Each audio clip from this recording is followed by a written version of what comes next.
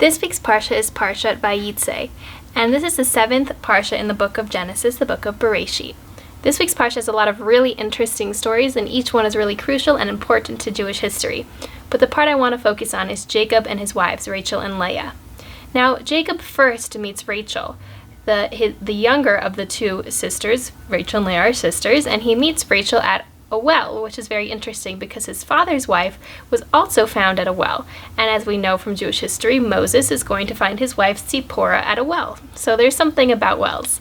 Now, Jacob goes to this well and he meets Rachel, and he immediately also knows that this is going to be his wife.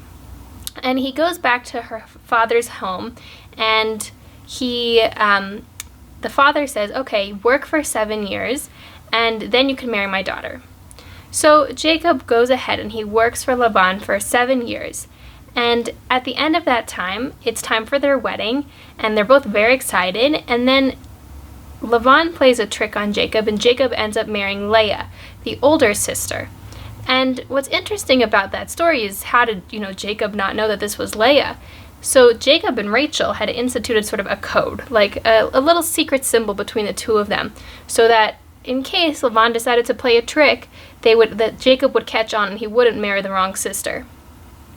But seeing Rachel had sort of pity, she felt poorly for her sister because she saw that her father was going to play this trick. And so she told Leia the secret code, the secret symbol that her and Jacob had made so that her sister wouldn't feel embarrassed when she got up in front of everybody to get married and it was revealed that she's not the correct woman. So Rachel had this kindness in her heart for her sister, and she really wanted to save her from embarrassment. We see later in this week's Parsha that Leia sort of repays the favor, because after a period of time, after another 7 years when Jacob has to work to be able to marry Rachel this time, Leia starts to have children. And Leia has 6 children. And we know from prophecy that Jacob was supposed to have 12 children, and they're supposed to be the heads of the tribes. And the maidservant, Bilhah, has 2 children, and the other maidservant, Zilpah, has 2 children. So if you do the math there, that's already 10 children. And Rachel hasn't had any children yet.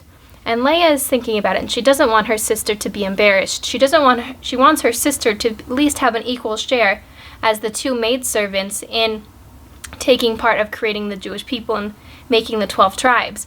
And if anybody has more children, more sons, then Rachel will be the lowest of the wives in terms of how many children she has.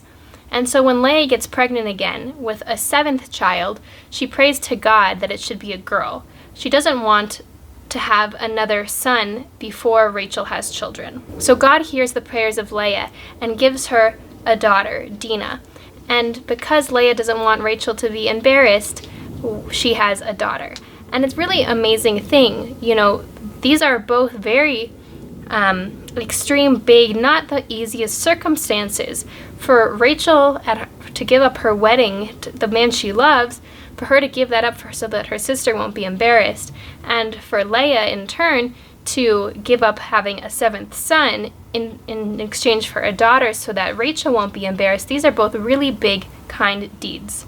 And it's really amazing. If Rachel and Leia went through this expense to spare each other embarrassment, so too on a small scale, we should be able to really think consciously about how can we save others from embarrassment. Certainly we shouldn't go ahead and embarrass someone, but even more so when we see that the potential for somebody to be embarrassed, we should try to do what we can to save them from embarrassment.